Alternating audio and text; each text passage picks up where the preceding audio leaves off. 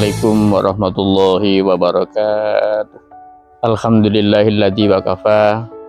Wassalatu wassalamu ala sayyidinal mustafa wa ala alihi wa ashabihi ahli sidqi wal wafa. Amma ba'du. Qala Allah ta'ala fil Qur'anil Karim. Bismillahirrahmanirrahim. Wa min ayatihi an khalaqalakum min anfusikum azwaja litaskunu ilaiha wa ja'ala bainakum mawaddatan wa rahmah inna fi dzalika laayatil liqaumin yatafakkarun. Wa qala Rasulullah sallallahu alaihi wasallam, an-nikahu sunnati faman raghiba an sunnati falaysa minni. Wa qala aidan tajawwazun nisaa fa innahunna ya'tina bil mal. Al-hadis. Para pemirsa yang kami hormati, dalam satu keluarga, kehidupan kita yang diikat dengan perkawinan merupakan salah satu kehidupan yang menjadi mata rantai kita di dalam pengabdian kita kepada Allah Subhanahu wa Ta'ala. Perkawinan adalah ikatan lahir batin antara suami istri di dalam membangun keluarga dengan harapan menjadi keluarga yang sakinah, mawaddah, warahmah. Agar supaya perkawinan kita menjadi barokah. Apa definisi barokah itu? Para ulama memberikan pengertian, al-barakatu amrun khairun ilahiyun la ya'lamuha illallah. Barokah artinya sesuatu perkara yang baik yang bersifat ketuhanan, la ya'lamuha illallah, tidak ada seorang pun yang tahu illallah kecuali Allah Subhanahu wa Ta'ala. Sebagian ulama yang lain juga mendefinisikan barokah hiya yazidul khair ba'dal khair, bertambahnya baik setelah baik. Maksudnya apabila kita diberi kesuksesan oleh Allah, ditambah kesuksesannya. Apabila kita diberi kemudahan oleh Allah, ditambah kemudahannya. Apabila kita diberi kesehatan oleh Allah, ditambah kesehatannya. Itu artinya barokah. Agar supaya perkawinan kita, suami istri dalam keluarga, menjadi barokah, maka hendaknya didasari dengan 3 hal. Yang pertama, nikah diniati ibadah kepada Allah, karena niat akan menentukan hasil. Jikalau niatnya baik, maka hasilnya baik. Sebaliknya, kalau niatnya tidak baik, maka hasilnya pun tidak baik. Sebagaimana sabda Rasul, innallaha la yanduru ila aswarikum wala ajzamikum walakinallah yanduru ila qulubikum wa a'malikum. Allah tidak akan melihat bentuk fisik dan segala hal yang ada pada atribut kita, tetapi Allah akan melihat isi hati kita, yaitu niat kita, wa a'malikum, dan amal kita masing-masing. Maka niat hendaknya menjadi dasar utama sebelum kita melangkah membangun keluarga. Niat itu sangat penting, yaitu didasari semata-mata ibadah kepada Allah Subhanahu wa Ta'ala. Maka yakin rumah tangga yang kita bangun akan menjadi barokah. Yang kedua, agar pernikahan kita menjadi barokah, hendaknya nikah semata-mata mengikuti jejak Rasul. Para ulama mengajarkan kepada kita pada waktu akad nikah, nawaina nikaha littiba'i sunnati Rasulillah sallallahu alaihi wasallam. Ya Allah, kami nikah semata-mata tidak ada lain kecuali mengikuti jejak Rasulullah sallallahu alaihi wasallam. Sehingga syafaat Nabi besar Muhammad sallallahu alaihi wasallam selalu menyertai kita di dalam keluarga.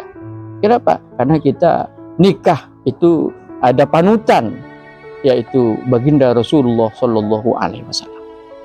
Yang ketiga, agar pernikahan kita itu barokah, maka cintanya seorang istri kepada suami, suami kepada istri juga harus semata-mata karena Allah. Jadi jangan sampai di antara kita sebagai suami istri membangun keluarga yang dijalin melalui pernikahan, cinta yang kita tabur kepada suami, suami kepada istri, itu harus semata-mata karena Allah. Suami cinta kepada istri karena Allah, istri suami cinta kepada istri karena Allah. Jikalau suami cinta kepada istri karena kecantikan, suami cinta kepada istri karena kekayaan, suami cinta kepada istri karena hartanya, jabatannya, materinya. Sebaliknya, istri cinta kepada suami karena ketampanannya, materinya, jabatannya, dan segala materi yang ada, maka itu tidak akan mendatangkan keberkahan. Allah berfirman di dalam Al-Quran, wa ma indakum yanfa wa ma indallahi baqin.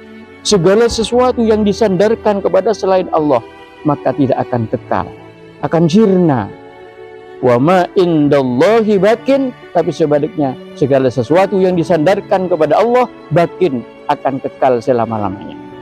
Sehingga suami istri tidak hanya kumpul di dunia, tetapi oleh Allah kelak dikumpulkan karena semata-mata cintanya karena Allah.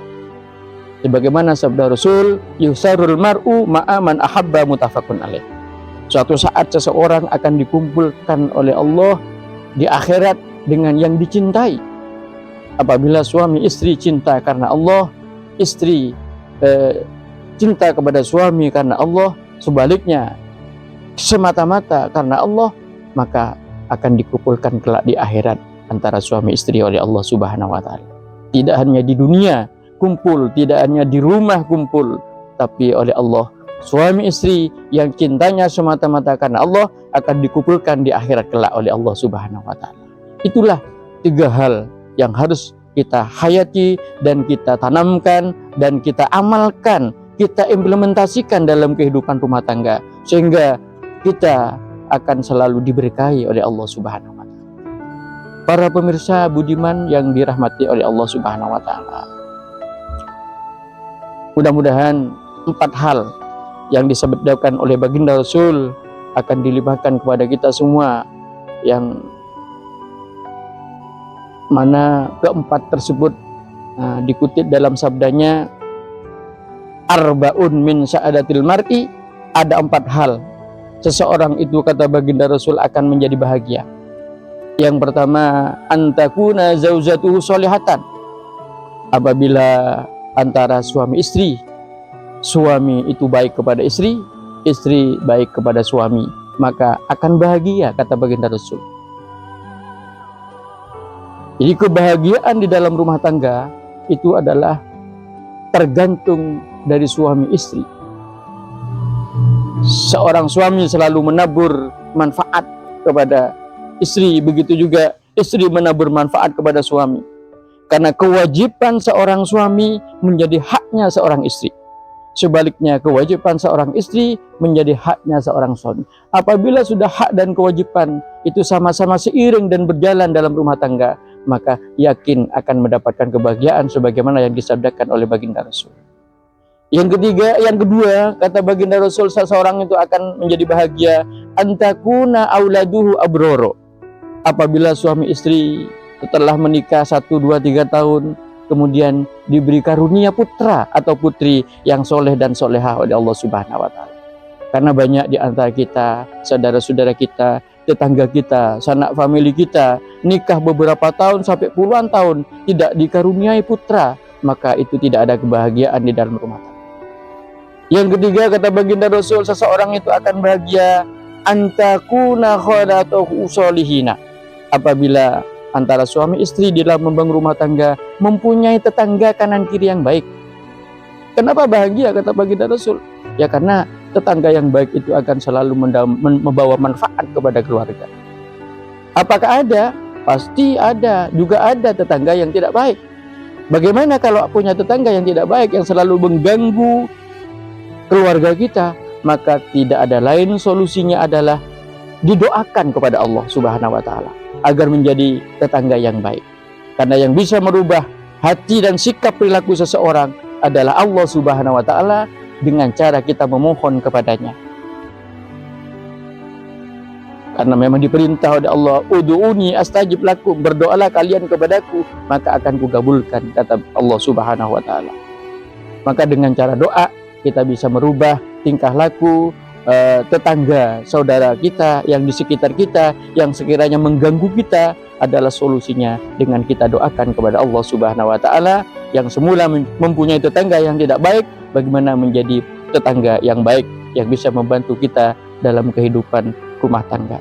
Yang terakhir, para budiman yang dirahmati oleh Allah, seseorang akan mendapatkan kebahagiaan, kata baginda Rasul, antakuna rizquhu fi baladihi, apabila punya rezekinya itu di rumahnya, di negaranya sendiri, di desanya sendiri, di kotanya sendiri, di tempatnya sendiri. Antara suami istri setelah beraktivitas bekerja bisa kumpul kembali ke rumah masing-masing, maka itu merupakan suatu kebahagiaan. Karena banyak perceraian terjadi antara suami istri tidak kumpul, istrinya ada di Jember, suaminya ada di Saudi, atau sebaliknya, suaminya ada di Jember, istrinya ada di Saudi. Maka tidak ada yang namanya keberkahan, tidak ada yang namanya kebahagiaan apabila suami dan istri tidak kumpul dalam satu rumah tangga. Maka solusi yang paling utama adalah rezekinya, kata baginda Rasul, itu tidak jauh dari suami istri, cukup ada di tempat masing-masing. Itulah yang dapat kami sampaikan. Kalau ada baiknya semata-mata dari Allah, kalau ada salahnya dari kami pribadi, mohon dimaafkan. Akhiran wallahu muwaffiq ila aqwamit thoriq. Assalamualaikum warahmatullahi wabarakatuh.